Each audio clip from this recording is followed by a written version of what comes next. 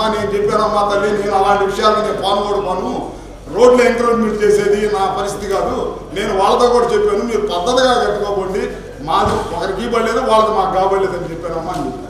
అయినా కానీ ఆ విధంగా కడుతున్నారు అధ్యక్ష. మీరు ఒకసారి చూడాలి కూడా. ఇంకో విషయం కూడా చెప్తాను. ఇప్పుడు మీరు వెళ్తా ఉంటారు, మినీ బైపాస్ ఉంది, మినీ బైపాస్ రోడ్లో కాలువలో కడుతున్నారు, స్ట్రీట్ కడుతున్నారు. కమిషనర్ గారికి కూడా చెప్పాను అధ్యక్ష, అది ఎట్ట మాస్టర్ ప్లాన్ ఉంది, రోడ్లు ఎంకరేజ్మెంట్ ఎంతవరకు ఉంది అనేది లేకుండా ఎవరి పాటి వాళ్ళు కాలువలు వేసుకోకపోతే వచ్చేస్తారు ముందుకి, ఆ దోమను పోయే పరిస్థితి లేదు. మీరు ఒక్కసారి మీ పీరుల్లో ఎవరు చేయని విధంగా అద్భుతంగా చేయాలి.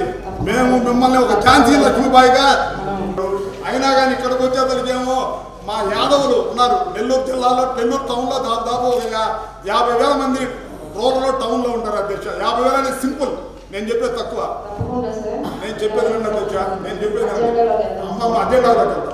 బర్రెలు ఆవులు దావం తిరిగేదానికి లేదని చెప్తున్నారు కమిషనర్ గారు. దావం తిరగకపోతే లేదు లేదమ్మా. కమిషనర్ గారు స్ట్రిక్ట్ గా ఇన్వెస్టిగేషన్ పాస్ చేశారు, మిమ్మల్ని ఇక్కడి నుంచి తరివేస్తాము. పాలేమో ఉదయాన్నే కాఫీ తాగుతాడు సారు, మధ్యాహ్నం ఏమో పెరుగు తింటాడు, మళ్ళా దాంట్లో వెన్నేసుకుంటాడు. ఎన్ని ఆవు పాలు లేకుండా కాదు. ఒక్క నిమిషం మాకు చెప్పేస్తాను, వాళ్ళు చాలా ఇబ్బంది పడుతున్నారు కమిషనర్ గారు, అందువల్ల చెప్తున్నారు. లేదా నేను చెప్పను, నేను సోది చెప్పే వ్యవహారం నాకు ఉండదు, నేను మాట్లాడేదే తక్కువ. ఇలాంటివన్నీ ఉన్నాయమ్మా. వాళ్ళకి ఆ యాదవులు చాలా మంది ఉన్నారు, యాదవులే కాదు బీసీలు ఈరోజు అన్ని కులాల కులవృత్తులు అందరి మీద ఆధారపడే వాళ్ళు చాలా మంది ఉన్నారు. కుమ్మర్ అయితేనేమి, వడ్డెర అయితే ఏమండి, గౌడ అయితేనండి, వీళ్ళందరూ కులవృత్తుల మీద ఆధారపడేవాళ్ళు.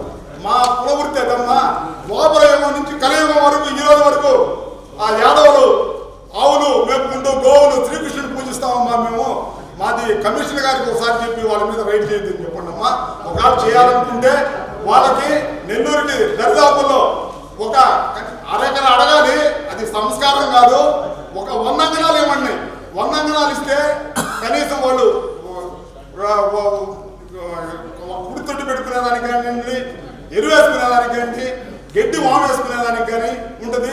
దరిదాపుల్లో ఒక 100 అంగనాలు ఇచ్చేటట్టు ఏర్పాటు చేయమని చెప్పండి కమిషనర్ గారికి చెప్పండి అమ్మా. అది కాక ఆవులు అయితే వదిలిపెట్టేస్తున్నారు రోడ్ల మీద, నేను చాలా మంది చెప్పాను.